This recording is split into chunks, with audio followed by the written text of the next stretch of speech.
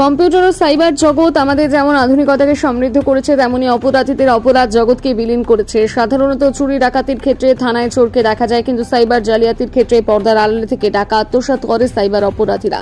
Barrackpore police কমিশনারেটের উদ্যোগে এই সমস্ত থানা জুড়ে সাইবার সচেতনতা চলছে প্রায় 1 বছর ধরে। নিউ ব্যারাকপুর থানার গত বছরই আলাদা একটা সাইবার বন্ধু শাখা উন্মোচিত হয়। সেই সাইবার কর্মীরা গত 1 বছরে প্রায় কয়েকশো মোবাইল ফোন এবং বেশ কয়েক লক্ষ টাকা প্রতারকদের হাত থেকে উদ্ধার করে নিউ ব্যারাকপুরবাসীকে ফেরত দিতে সক্ষম হয়েছে।